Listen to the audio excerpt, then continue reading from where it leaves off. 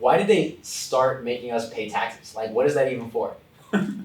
I get this all the time, and I like to give a simple example of why we pay taxes to people who ask, right? One of the things that I know when I was growing up with my mother was she told me, Carlton, when you look outside and you see those street lights, right, they change colors. They go from green to red to yellow. Could you imagine having a society where there were no street lights and people were just running rampant? Or how about when you call the police 911 and no one shows up in an emergency? Or when your grandmother, God forbid, has a stroke and you need an ambulance to show up and no one shows up, right? So our tax dollars do go to our government officials, they go to our counties, so that way we have street lights and we have first responders and we have police officers showing up in times of need. We also started paying taxes because of war, right? We were in war, we needed those tax dollars to be able to fund our army so we can make it through the war. So I really like to keep taxes simple when I'm explaining it. That's very helpful. So my question is, like, say I just turned 18, I just got out of high school, I have no idea what to do my taxes, my dad's been filing them, like, where do I go from here? Yeah, so if you're new to taxes, and it's going to be new for anyone who's coming out of high school or coming out of college, just because taxes really isn't something that's being taught, I recommend starting off with an H&R Block class. A lot of my friends, family members who have tax knowledge told me, hey Carlton, the reason why I'm even able to have a conversation with you and understand what you're saying is because when I graduated out of college, I took a quick H&R Block class. What it does is it teaches you how to learn how to file your own tax returns. It goes over the differences between itemized deductions and standard deductions just so you can get yourself through life a little bit easier. But if you just start having someone file your tax returns, it's kind of like having someone work on your car who you don't even know, right? You're not really sure what they're going to do to it. So you always want to make sure that you understand your own personal finances. And I'm all about delegating, don't get me wrong. In order to get to go places very quickly in life, you're going to need to delegate certain things. However, I do believe in having at least an understanding before you delegate, right? And taxes is one of those things that you have to have an understanding about because taxes is your biggest expense. It's not your rent, it's not your car, it's your taxes. So if you can find out ways to reduce your taxes or at least just understand them better, you're gonna put yourself in a better financial position. Yep. So what do you feel like is the winner mindset to have with taxes? The winner mindset to have with taxes is understand that most taxpayers just do compliance and there is other taxpayers who are doing tax planning. When you have the mindset of strategy, you're gonna be able to get a lot further in life when it comes to your taxes. Most business owners and real estate investors are leveraging tax codes that are going to help them turn some of their personal expenses into business or real estate write-offs. But most ordinary taxpayers just go to their tax guy between the months of January through April to get their taxes done. Then they turn off their whole tax hat for the remainder half of the year until they receive their W-2 again in January, right?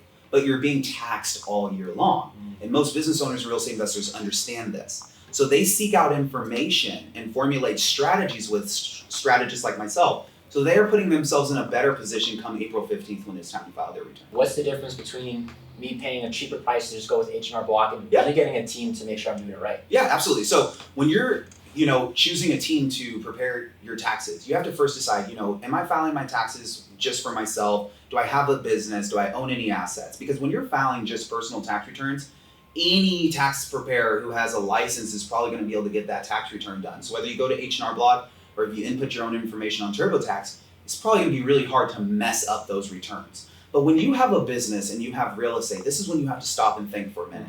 I can choose to pay a cheaper price and get cheaper results, or I can go to someone who specializes in working with business owners and real estate investors, and I might end up paying more but benefiting on the back end by not giving more money to Uncle Sam and the IRS. So when you're thinking about, should I be spending a whole lot of money on a tax account, first understand, are you making business income and real estate income, and how important is it for you to protect that income?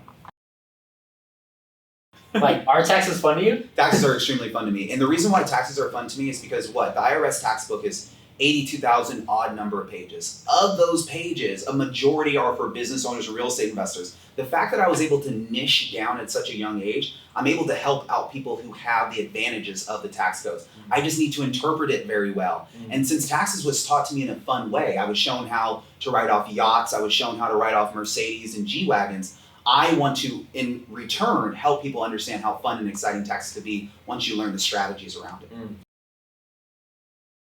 So who are you able to help the most effectively? Yes, I'm able to help small business owners. If you're a small business owner, you own any assets, you're probably going to have a great opportunity to work with me and figure out ways to reduce your tax liability. If you're a W-2 employee, your chances are you're going to be able to file your returns with me, but until you get into a business or until you own an asset, it may not make sense to do tax planning. The reason why is there's not a whole lot when you're a W-2 employee that you can really write off, right? Most W-2 employees know that they can give money to charity. They can put more money into a 401k. They may have some medical or some dental expenses, and maybe they can write off their mortgage interest and their property taxes. But when you look at it, there's really nothing else under the hood to look at, right? Whereas a business owner has children that could be employees. They have vehicles that could be business vehicles. They're getting on planes that I can turn into trips and write-offs for them. So their lifestyle can be leveraged more as opposed to someone who's operating as just a W-2 employee. So what's the best way to go about writing off those expenses so that I can get them pretty much tax-free?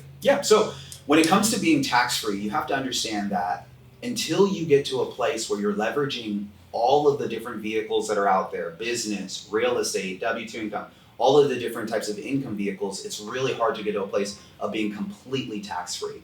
When you do get to a place of completely being tax-free, chances are you might own a lot of assets, you're paying into oil and gas, you might be giving money away to certain charities to become tax-free. I just want to let you know that it takes a lot of work to become tax-free. But I have a lot of clients who spend a lot of money on expensive things.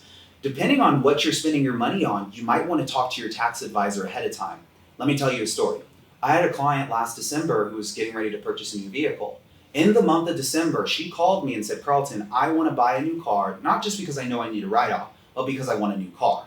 Since we were able to have the conversation before she purchased the vehicle, I was able to recommend a vehicle that was over 6,000 pounds. When she went to the Mercedes dealership, she left out of there with an AMG G-Wagon that weighed over 6,000 pounds, and the vehicle cost about $150,000. Although she made a $15,000 down payment, I was able to take a $155,000 write-off for the purchase amount just because she communicated to me ahead of time, and I was able to leverage a tax code 179. So I love being able to chat with clients while they're making financial decisions throughout the year, rather than talking to them in the months of January, February, and April when they're expecting me to pull off a miracle. Right. Miracles are done when you're making financial decisions because I can formulate strategies in real time for you. But if you come to me in the months of January, February, and March, you're coming to me after the year is already over. So anything I can do is going to be very minimalized, right? But I'm going to do everything that I possibly can. But in order for you to put yourself in the best position, you should be talking to the tax provider and your tax strategist throughout the year. How do I become completely tax-free? Becoming tax-free is about having a tax strategy. Jeff Bezos strategically is tax-free, right? He leverages NOL carrybacks. His company invests in oil and gas. He has foundations. He strategically put himself into a position where he's not going to pay taxes probably for a great amount of time. Now, there are my other clients that don't make as much money as Jeff Bezos that I do taxes for that are paying zero in taxes. These clients own businesses like Jeff Bezos and they own real estate like Jeff Bezos. So those two things that you always need to have in common, business and real estate, you've got to have those two if you want to become tax-free. And then the third thing is you got to have a strategy, right? If you have a tax strategy, chances are you're not going to be surprised come April 15th when you hear about how much you're paying or how little you're paying. And that's the beauty in tax strategy, is being able to know and predict. So tell me a bit about why real estate is so important in taxes. Real estate is so important for the power of depreciation. Depreciation is one of the most beautiful tax write-offs that's been ever given to us by the government. When you own an asset and you place it into rental purpose, you get a write-off based on the entire building's value. Whether you've made a down payment, put $20,000 down, or you bought the whole property, you're going to get a write-off based on that building's value. That is the most powerful thing because real estate investors can leverage depreciation.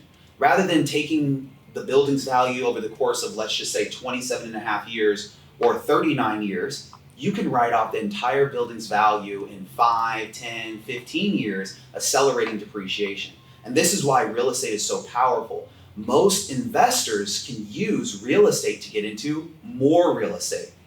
Cool thing about real estate is it's passive income. Once you buy that asset's supposed to pay you every single month, kind of like clockwork, right? Every first of the month, the tenants are going to be paying their rent, which means you pay your mortgage and you also get paid that excess, which is cash flow for you. Real estate investors love cash flow and they also love tax-free cash flow because if you're leveraging depreciation, which is an expense, sometimes that expense can offset all this money that you're making from that rental property. And that is hence being tax-free. Well, first off, figure out what's ordinary and necessary in your environment right now. What is something that's ordinary and necessary for you to produce income right now, right? Maybe you can get on the phone with a buddy who you know you want to do business with. You can go grab lunch with him. That's going to give you a write-off immediately because you can go take a meal deduction and get 50% off whatever you spend your money on, right? Yeah. So it's always just thinking strategically, what can I connect that is ordinary and necessary for the pursuit of income?